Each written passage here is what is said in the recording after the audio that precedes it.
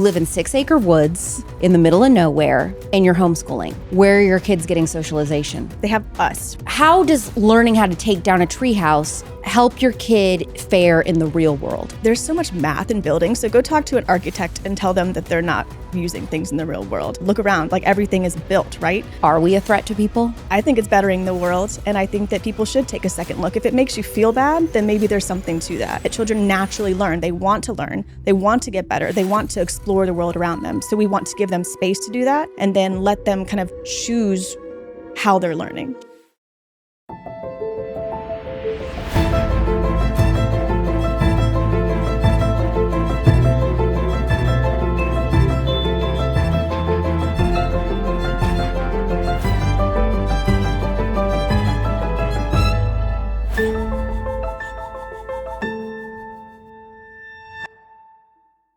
Taylor Moran is a homeschool mom of 3 boys who went from city slicker liberal to crunchy conservative in 2021. She believes that kids need a strong foundation of health and nature in order to learn, and thinks fear is holding a lot of parents back from being good parents. Watch this episode on the Real Alex Clark YouTube channel or Culture Apothecary on Spotify. Every episode is made exclusively with donations from listeners like you who believe in our mission to heal a sick culture physically, emotionally, and spiritually. You can find the link to leave a tax-deductible donation in our show notes or leave a 5-star review for free to help us climb the podcast charts and become more discoverable. Please welcome co-host of the Leaf and Learn podcast and creator of the Leaf and Learn Instagram, Taylor Moran, to Culture Apothecary.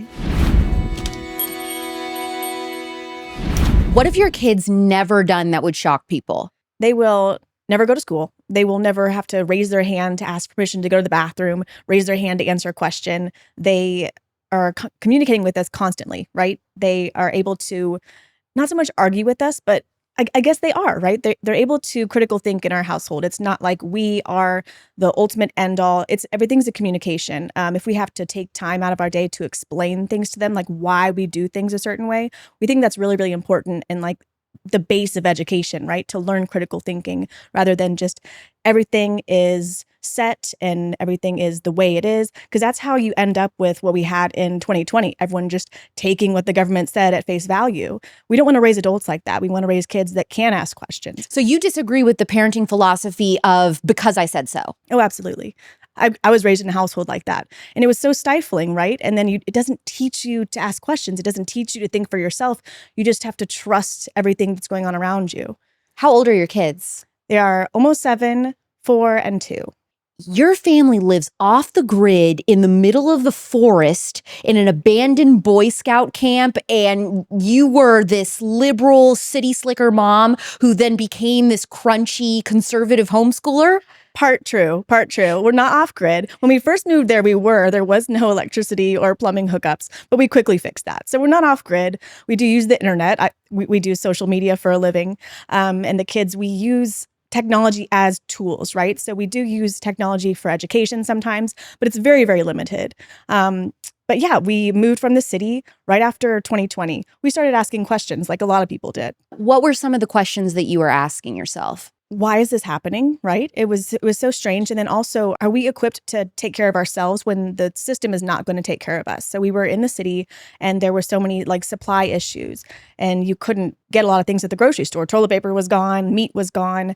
We started really thinking like, okay, are we safe? And then we were in Dallas specifically, and something happened right after COVID. On the tail end of it, we got hit with the Dallas winter storm. Oh yeah, that huge ice storm, right? Yeah, it shut down everything for like a whole week. We didn't have like a fireplace. We didn't have a big truck with chains on the wheels. And then even if you could get somewhere, you couldn't get to a grocery store. They were all closed. So we started to think like, can we take care of ourselves? Can we take care of our family on our own? And the answer was no.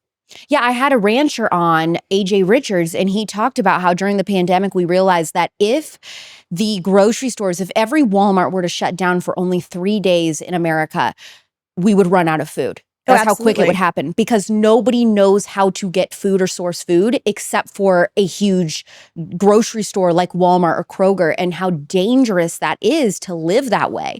Because if another crisis, if another pandemic, God forbid, happens, nobody knows what to do. And then he talked about how the one rancher or farmer in your community that people do know of, they're going to try to kill them because everybody's going to want their food and their land. And so then it's just a free for all, and just how quickly things can dissolve. Oh, I can totally see that. That's like an apocalyptic thing that could really happen. So who was the first person between you and your husband to say, like, okay, we need to like radically change the way we're living? We had kind of decided years before that we wanted to move out to the country, but we were kind of like taking our time. Like we were just going to have like a 5-year plan. We were going to save and here and that. But as soon as all that happened, I was pregnant with my second, and I was like, no, this is enough. Like, I don't know, it's that mother intuition, that like you need to protect your baby. You need to do something different. And so I was like, no, let's fast track this because we need to go.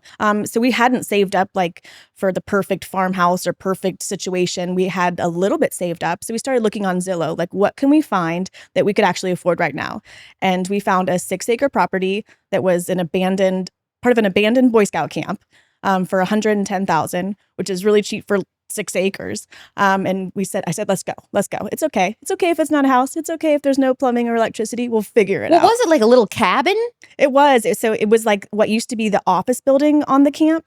And then it was so run down. Like the floors you couldn't use the floors. The walls were bad. Like we had to just redo everything. And then there's a chapel, like an old church on the same property that we have to renovate still too. How long did the renovation process take? It's like still ongoing, but it took a while because we just did things as we could. We didn't come with this giant sum of money. It was a sacrifice. We just like slept on mattresses on the floor for a while and then just kind of chipped away. But like the first thing we did was floors and walls and added plumbing, and we have a really old shower. A lot of things that were just still there before that we're going to eventually replace, but it's just like piece by piece. Once you were living there, were you already homeschooling before you moved out there, or that came later? We already knew we were going to homeschool. So, we weren't always social media people.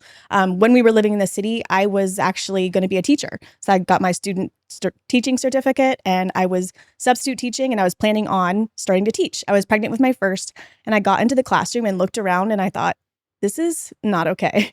Why wasn't it okay with you? It was stressful. You could just feel it in your body, like the anxiety in the room. It was like it caused me anxiety. Everything was so fast paced, and there wasn't learning going on, and the children were miserable. I will never forget this conversation I had with one of the 5th grade girls. It was during lunch, because if you're not doing good in a certain subject, they pull you from lunch, your only break, right? So that you can do extra of that. This girl was like she was the top reader. So gifted, like easy to talk to, had the best handwriting. She could write like crazy. She knew what she was good at, right? It was writing, reading, speaking. She wasn't good at math. She was getting pulled from lunch away from her friends to do extra math. And I remember sitting with her, like having to go through this because I couldn't control it. I was just like a student teacher, and having her do these extra drills. And she was just saying to herself, I'm stupid. Like she really thought she was stupid. And that radicalized me. Because I saw myself in her too. And I think the same for you, right? You knew what you were good at from a very young age. Absolutely. But it's built into us. I think that God has given us like talents and interests, and we know it from the start. And then what public school gets wrong is it like, no. You're not going to do extra of what you're good at. You don't get to practice those talents early. Calm down. So, and it has you just like do the same thing as everyone else. It keeps you like under this bar. You can't excel past a certain level, and you have to make sure that you're okay at everything, at all these pre-prescribed things. And this was a Dallas public school? It was Dallas area, yeah. So how are the public school kids in Dallas doing? Oh, probably bad like the rest of the country, right? What's the truth? I mean, do you know anything about the how public school students versus homeschool students are faring currently? Oh, for sure. Homeschool students test way better than public school students. Colleges want them way more. And just like they're able to get more one-on-one attention. And not only that is they actually like learning. By the time like public school kids get to college, they don't want to learn. It's just, they're not as inspired. They're not as motivated to really like excel in their field. They're just like, They're all just I don't know. It takes the spirit out of learning. The ability to hyper focus on something they're interested in, usually that's where you start to see, like, that's where they figure out their future career one day and stuff, because they're able to dedicate this solo amount of time to something that they really love and enjoy. I will say this, well, I've said it before, is that a lot of the people that are on my team behind the scenes of my podcast are homeschool kids. And they were able to use their teenage years and stuff learning how to do videography, learning photography, how to edit. This was something they were interested in. They were able to sharpen those skills and then, graduate sooner, focus on that, and then get a career, start their career sooner doing this type of work, which I think is really interesting. Me too. I believe it. I think that kids really need that chance to do that from a young age. And I think it would honestly change the world if you think about it. If everyone really got to follow their passions, like how much better would everything be? You know what I mean? Just on a grand scale. Absolutely. And you said that you knew that you wanted to homeschool. What was your preconception of homeschool kids? I didn't know much about them, but I think I just followed the, oh, they're weird or whatever. It's just like what everyone says. But I didn't really know any homeschool kids. I was in public school. My parents were in the Army and they worked really long hours. So I was just kind of in public school and or after school care. And that was another thing that kind of really motivated me to want to homeschool, is just having time with my kids. I feel like even as an adult, like I don't know my parents as much as I could. And it's, people think that's mom shaming, but just like, it's just the hours you spend with your kids. If you're not spending as many hours with your kids as someone who is, you're just not going to have as deep of a relationship. It's just a fact. Do you get accused of mom shaming on your account? Oh, of course. Why? No one wants to see someone do something different than what they're doing. It just doesn't feel safe, right? It's like, even if you're not saying you're doing this wrong, just talking about what you're doing in a positive light feels like a threat to people. Are we a threat to people? The way that we want to raise our kids? I think it's bettering the world. And I think that people should take a second look. If it makes you feel bad, then maybe there's something to that. What is your homeschool philosophy? How would you describe the way that you teach your kids? Are you unschooling? Are you nature schooling? What is it that you do? We're so flexible and dynamic. And I think that is what we're doing, right? We're being flexible. My oldest is almost 7, and we're constantly kind of taking his temperature on, okay, are you bored? Do you feel fulfilled right now? And just like asking what he wants to learn and if he's doing okay. And you can also tell, right? It impacts their mood, right? If they're not feeling fulfilled, you can tell like something's off, right? So right now we have mostly outside play. If you want to go through like kind of our daily schedule. Yes, please. From the moment your kids wake up, tell me every single granular detail. Sure. We wake up and we do a home cooked breakfast. All meals are home cooked, like good, healthy food. Because I think that's like the foundation of everything. So right? what's a typical breakfast? Eggs with bell peppers and sometimes like some meat or like bacon or steak or something. But nothing microwaved. We don't have a microwave, like none of that. It's like real food foundation. They eat fruit all day, just nonstop. Like that's our biggest bill, I think, is fruit. But they eat a really, really good breakfast and then they're outside. That's it. Like that's how we start the day. Big meal, go outside. Do you ever find yourself having to kick them out of the house, like beg them, like you're going outside, like where they want to stay in? Or for the most part, do your kids like just run for the door?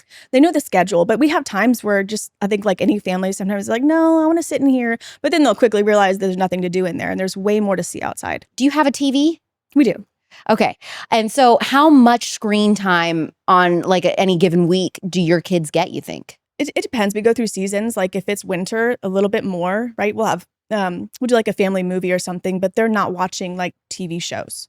The shorter the show, the more impact it has on their attention span, right? If they can sit for a longer movie, it's just like, it's better for the brain. And I don't know how to describe that on a scientific level. I'm sure you'll have someone on here that can talk to that, but just like we see it, if you watch like some shorts, their brain's they're gonna like start going crazy a little bit. So we just kind of watch how things affect their body, and we found that like longer form, like a movie, even if they don't watch the whole thing, just something that's slower paced, that they can sit through that and it doesn't really hurt them as much. Okay, so you eat the home cooked meal, they go outside for play, and then what? And they play for like 2 or 3 hours. And then we'll have like one class a day. We use something called OutSchool. It's like these little Zoom classes. Hudson's learning how to use Procreate. Like that's his interest right now. And it changes. It used to be chess. Like, so he would have like a 30-minute class with a chess tutor. But now he has a Procreate tutor because he's really into animation. So just like something that I can't necessarily teach, that we outsource that for like a 30-minute class. And then Tom does like a little pre-K circle time just for fun. And then we're back outside. for most of the rest of the day. And we have like lunch, outside time. And when they're outside, sometimes it's just free play. And then a lot of times we have projects. So we just kind of do things as a family. Right now, across the street from us at the Boy Scout camp, there's someone else who owns the other side, but they're taking down a lot of like the cabins and old buildings. Nick is helping the boys take that apart because they're going to build a treehouse with the old wood. So here's what naysayers would say to this lifestyle. They would say, how does learning how to take down a treehouse help your kid fare in the real world? What would you say? There's so much math in building. So go talk to an architect and tell them that they're not using things in the real world. Building is the real world. Look around, like everything is built, right?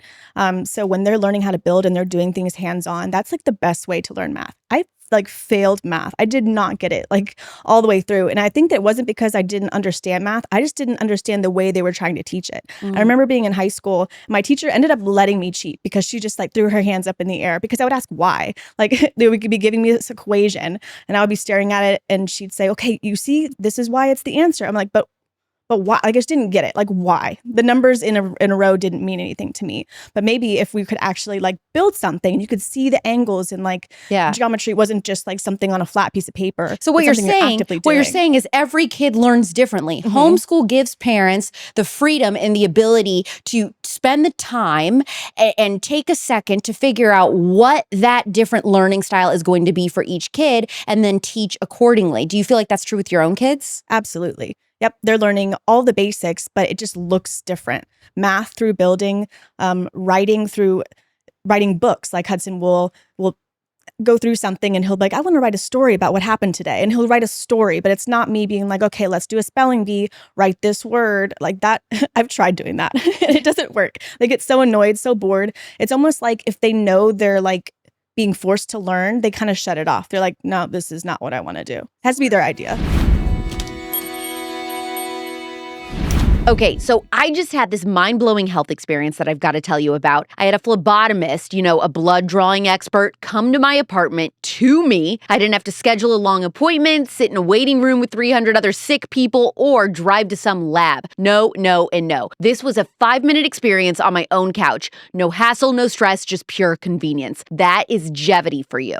They're all about proactive health optimization, making it easier than ever to understand what's going on inside your body. They start with comprehensive at-home blood work. They test over 90 biomarkers, so you get a deep dive, and that's really an understatement, into your health. And it doesn't stop there. After your blood's drawn, you get all these tests back, right? And you're like, what the heck does any of this mean? Well, Geviti has a virtual consultation with a whole team of functional medicine health experts who will create a personalized health plan just for you, including supplements, any prescriptions for things like peptides and nutrition advice. Plus, you're going to have access to cutting-edge tests I talk about all the time, like the Dutch test, GI map, and nutrient testing. This is the real deal. And guess what? You'll get your own custom supplements delivered straight to your door with semi-annual checkups to adjust your plan as needed. No more guesswork. Geviti uses your unique biomarkers to give you tailored care so you can actually start feeling your best. And actually, this is very affordable compared to getting your testing done with a bunch of other places and paying for supplements and all of that. For $129 a month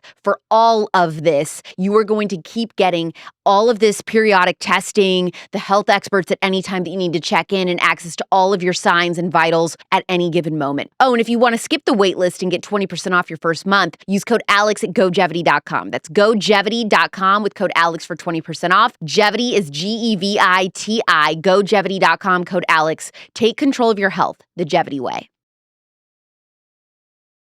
You know how when you're on your period, everyone has an opinion, like, you should try this tampon, and you're like, yeah, I can see that tampon's been through some things. And don't get me started on the labels. Ingredients so complicated you need a PhD to decode them. I'm over here Googling, is there arsenic in my tampon? Like I'm about to get poisoned. Well, if you're using Garnuu, good news, no arsenic, no lead, no chlorine bleach, just 100% organic cotton, and it's certified organic, so you can stop worrying about the weird stuff. Switching to organic cotton can also really help with period cramps. And here's the kicker. When you choose Garnuu, you're not just choosing a healthier period for yourself, you're actually supporting girls in Nepal and Brazil who are at risk of sexual exploitation. Your purchase helps fund education and entrepreneurship for them as well. So if you want to join the clean period revolution, get 15% off your first order with code ALEX at Garnuu.com. Oh, and coming soon, Super Plus tampons and a longer night pad to keep you covered all night. That's Garnuu.com, Garnuu with code ALEX Alex for 15% off. GARNUU.com with code Alex for 15% off. Clean periods, big impact.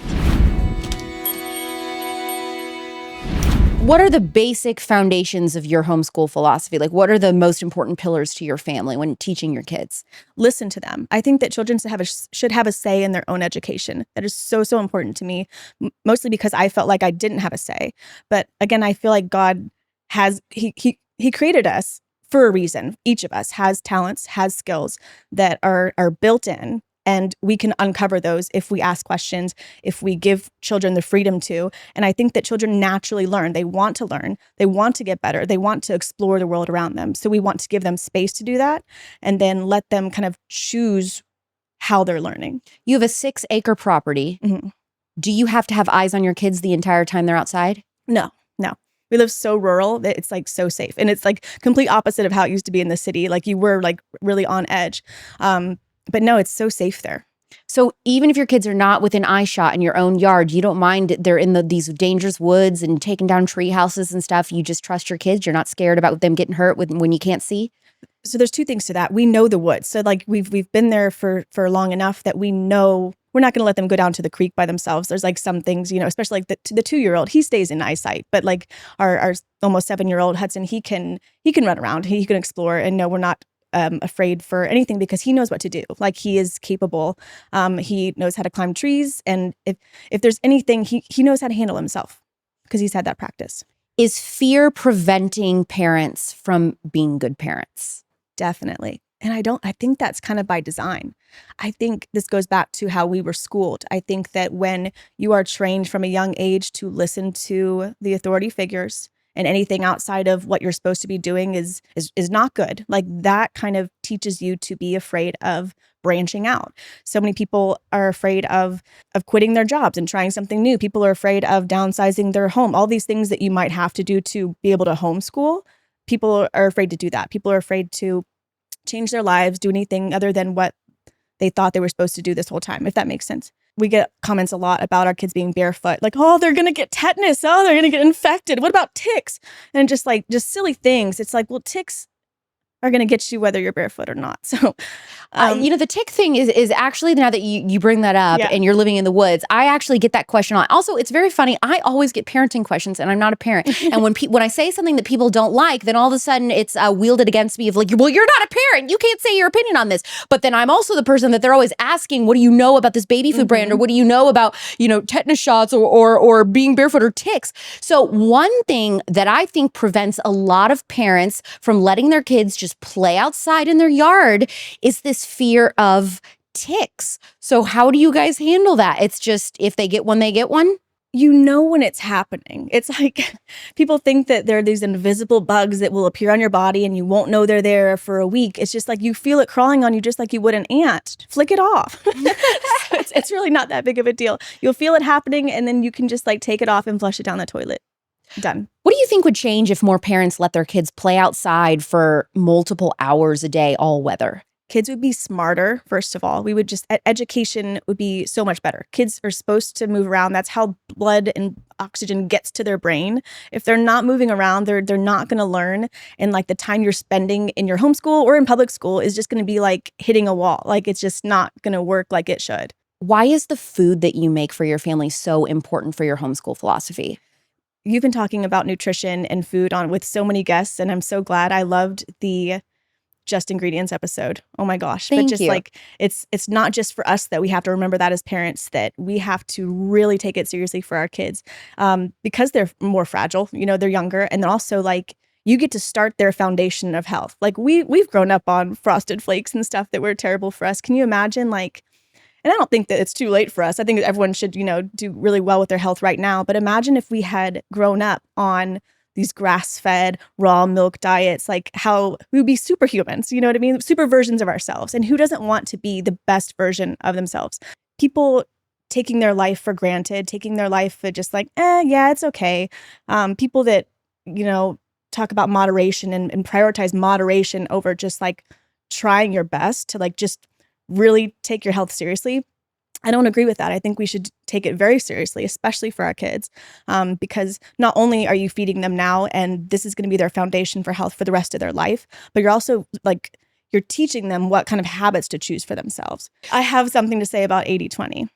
So when someone says they are, 80-20 balance, I feel like if you think you're 80-20, you're probably a 60-40 at best. You're not actually going as hard as you should. And that's generous, I think. Mm-hmm.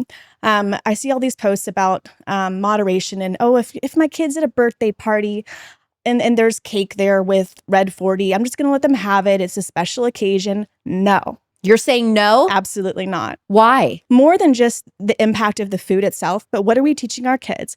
If at the first sign of peer pressure, the first sign of resistance, we say, oh, it's okay. You're throwing your values out the window. And that is teaching them that the second anything is a little bit hard, or there's other people doing something, that you should just do what everyone else is doing. Yeah, abandon your core values, your core principles, your beliefs in order to fit in, when really we should be doing the complete opposite. Mm-hmm. Standing your ground, knowing your body, knowing that you shouldn't have it. It's not even about the cupcake. It's about your values, and it's about teaching them to be a strong human being.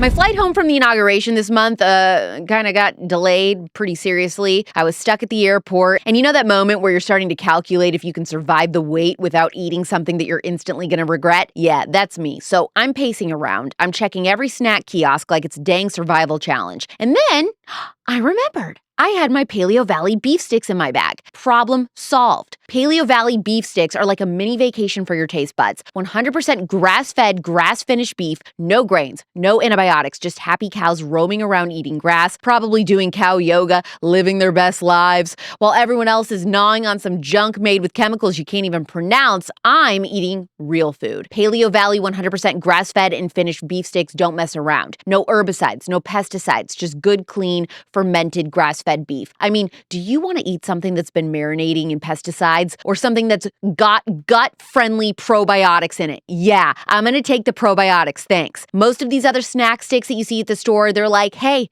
let's toss in some GMO corn, put a little hydrogenated oil, call it a snack. Paleovalley's over here like, nah, we're going to ferment it the old school way so you can feel good about it. Paleovalley beef sticks are so good, they were even voted one of the top snacks of the year by Paleo Magazine. You know, the magazine for people who think gluten is the devil and kale is a blessing. So if you want to stop eating like a garbage person at the airport or anywhere, head to paleovalley.com/Alex and use code Alex for 15% off your order. That's paleovalley.com/Alex for 15% off with code Alex. Stop eating like you're just surviving and eat like you're thriving, all right?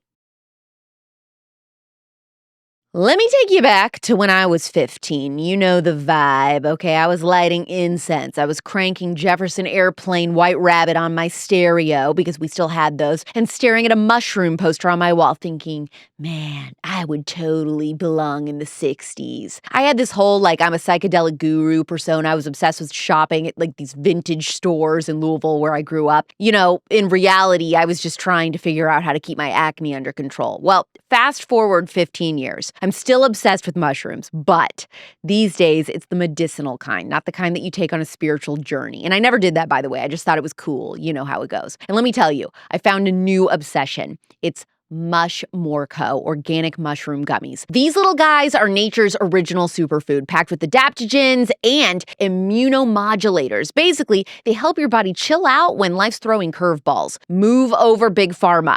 MushMore gummies are the real deal. Only 9 ingredients, no fake colors, no sulfates, no parabens, and definitely no weird synthetic stuff. Just pure organic mushroom fruiting bodies, because that's where all the good stuff is. And they're potent. Most companies have 500 milligrams per gummy. These MushMore organic mushroom gummies pack a solid 1,000 milligrams and add in 250 IU of vitamin D per serving. So you are not wasting your money here, folks. Plus, they're grain-free, paleo-friendly, and this is my favorite, they're 100% plastic-free. Yeah, this company is not just saving your health, they're saving the planet too. So if you're ready to level up your health and support a company that actually cares, head to eatmushies.com and use code Alex for 20% off. That's eatmushies.com with code Alex for 20% off. What would the liberal Taylor think of this conservative, crunchy Taylor today? Let's say Taylor 5 years ago. What would you think of yourself today? I don't even think I would think about it, because I think I was so asleep that I would just repeat what I was being told. I would be like, oh, you're conservative, you're probably racist.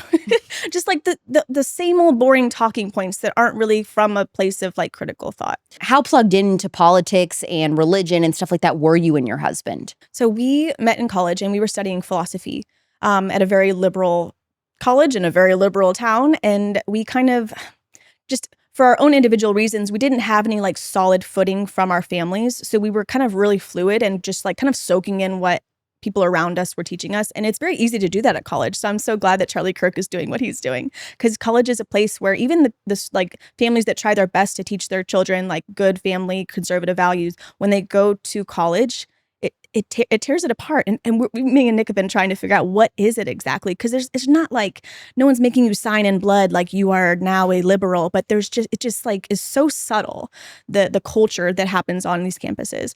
But we're very liberal. I think like we were pro drag queen story hour. We didn't go to one because we didn't have like kids, but we were like, yeah, this is good. We need to be kind to people and all their differences, and we need to use people's pronouns correctly.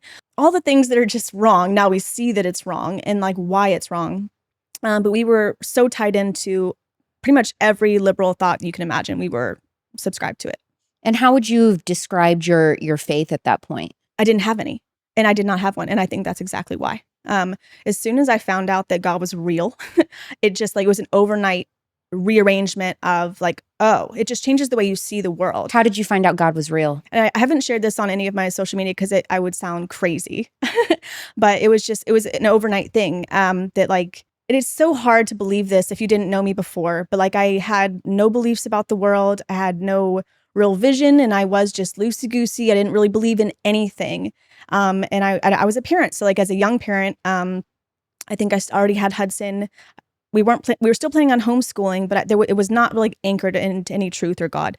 But it was just one night in bed, I felt there was like a bright light around me and like this warm feeling, and God just spoke into me all this truth. And then I remember it was kind of like a sense of humor thing. Like I feel like the only reason he came to me is because I was so stupid. Like I was never going to like figure it out on my own. So he just kind of came to me and was like, I am real. This is what your mission is. You focus on being a mom and loving your kids. What is your mission? That's it. Being a mom and loving my kids. But also I think past that, talking about what we should be doing with our families and how other families should be honoring their children because God made them a certain way, and we need to be listening to them more. To say that there is a right way or wrong way to raise kids, some people would say that's judging moms or mom shaming. What do you say to that? It is, and that's not a bad thing, not necessarily. I think that we do need to be holding each other accountable when there is a right and wrong way. And people who think there's not a right and wrong way, they're not acknowledging that there is a truth, right? And that's what I'm kind of getting at, is once I realized God was real, there is one truth, right? There's one pinnacle of truth. And with that, knowing that, you can rearrange like the world to fit that. If there is a truth, then there are lots of other truths that kind of point to that. When you send your kids outside for so many hours, what the heck are they doing out there? They're gardening, they're playing, they're running, jumping, climbing. They're just like enjoying each other. That's socialization, right? They have each other, they're playing, they're solving problems, they're doing make-believe, they're making forts, they're writing little signs that say no moms allowed, and they're just being creative. Do they ever come to you and say, Mom, I'm bored? Yeah. Oh yeah. And then what do you say? Okay. It starts out, there's seasons of it, right?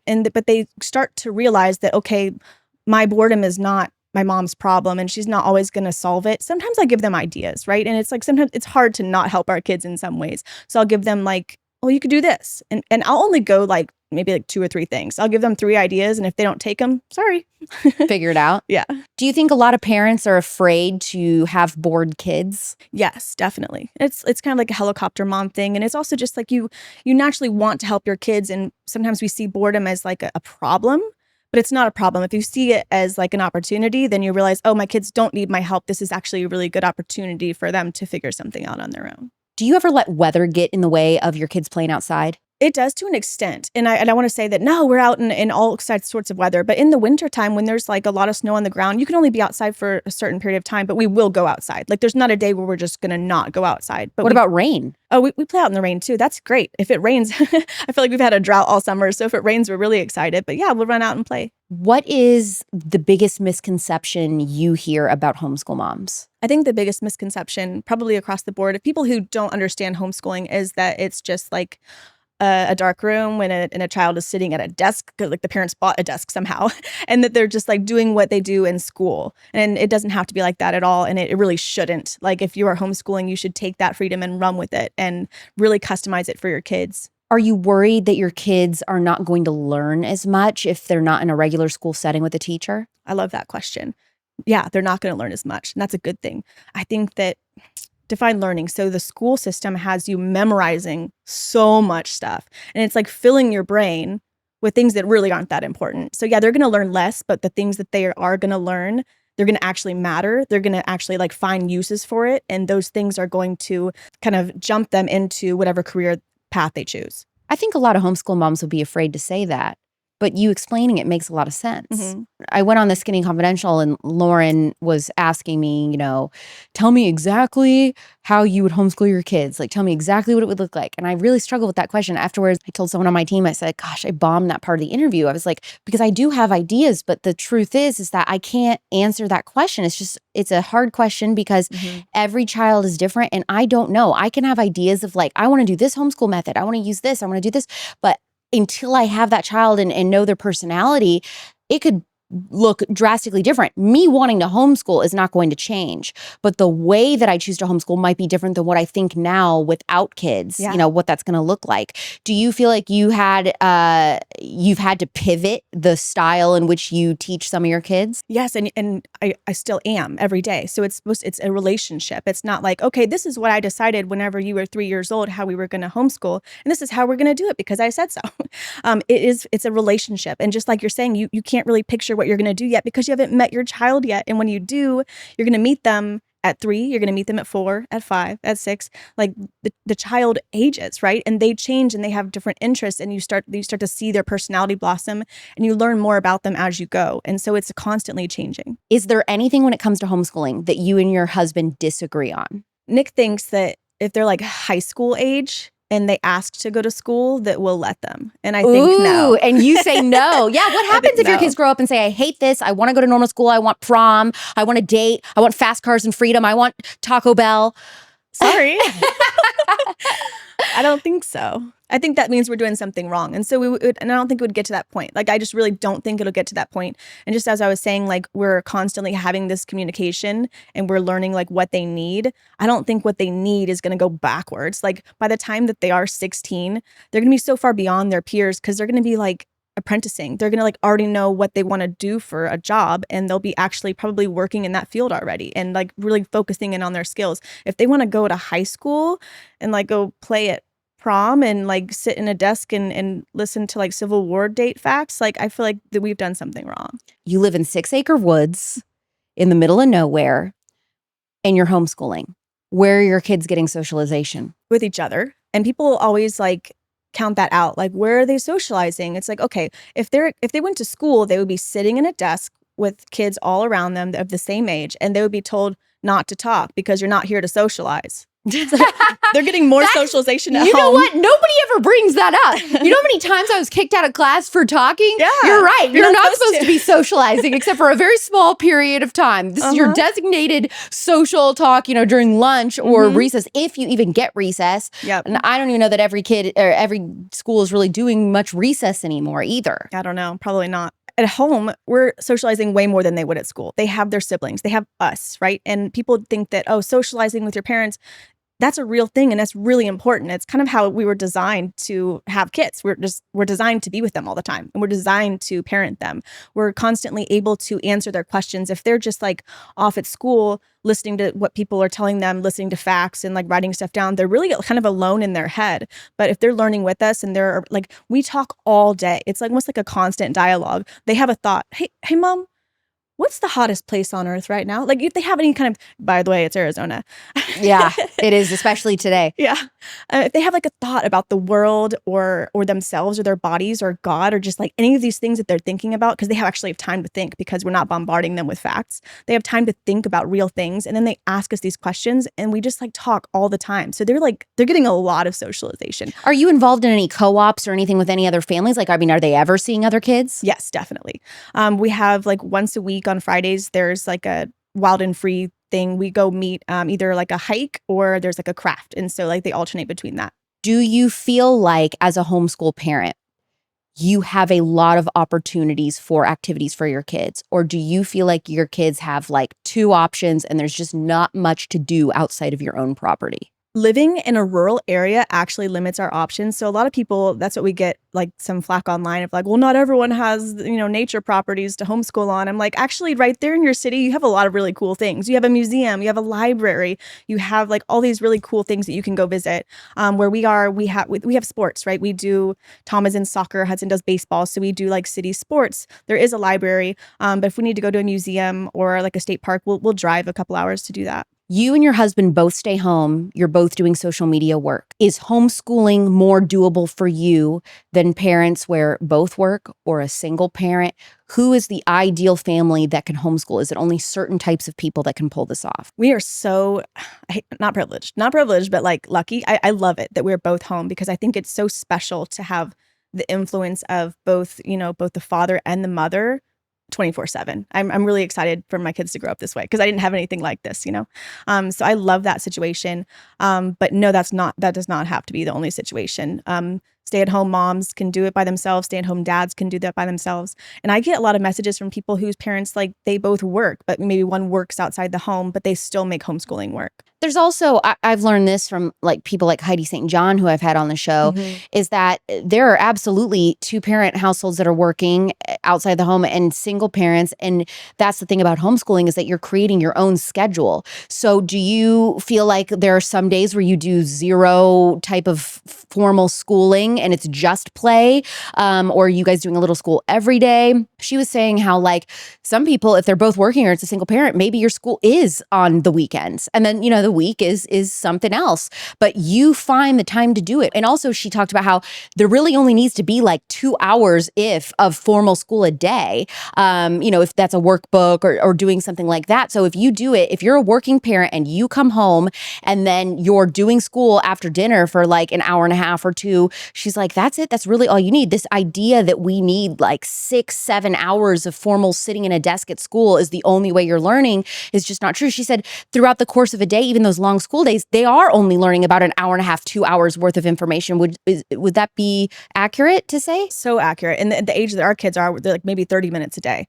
But that's so accurate what she said. And there's a lot of schools. So people that are listening that maybe like don't think they can homeschool or don't want to for whatever reason. There are schools that are actually like taking that model and running with it. There's one out of Austin. There's like Acton Academy is one. They're popping up chains all over America. Apogee is one. But in these schools, what they're doing is, 2 hours tops of like academics, like focused like core stuff, which is like just math and reading. And then the rest of the day, they're working on their own personal projects.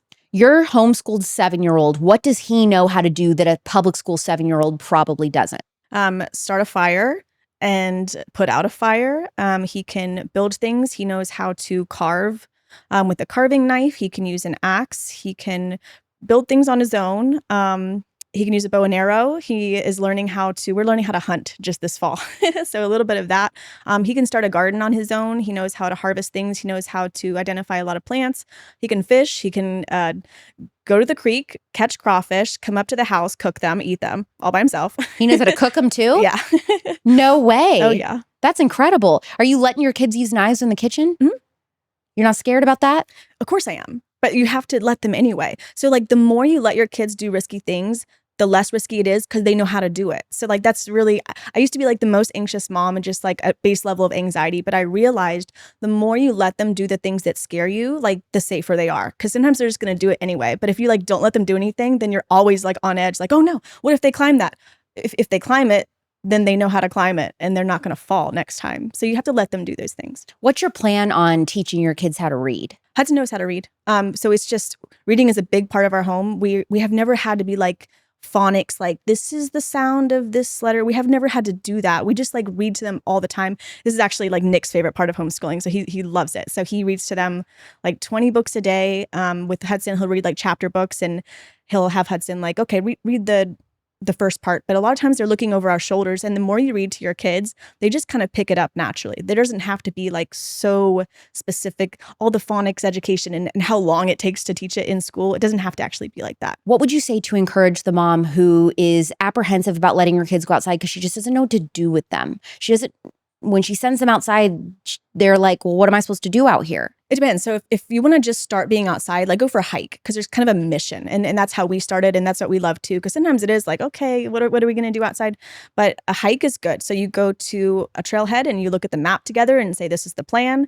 And a lot of times kids will complain about, oh, well, where are we going? But if it's a loop, they have a mission. They know like, okay, we're going to finish this at some point, right? Out and backs are a little bit harder. So find like a loop hike, and then have like a kind of secondary mission. Like, how many different flowers can you find on this trail? How many different rocks can you find on this trail? And let them like explore things along the way. So there's like a macro mission and then like a little micro mission. So I like that. is great. I like creating a mission that gives them something to do, a purpose for being out there, instead of, I think that's where parents struggle, is just, so I'm just supposed to open the door and just say, go outside. Mm-hmm. And to kids that have really not experienced a lot of outside time, they're always on screens, that is probably intimidating. And they are like, well, what am I supposed to do out here?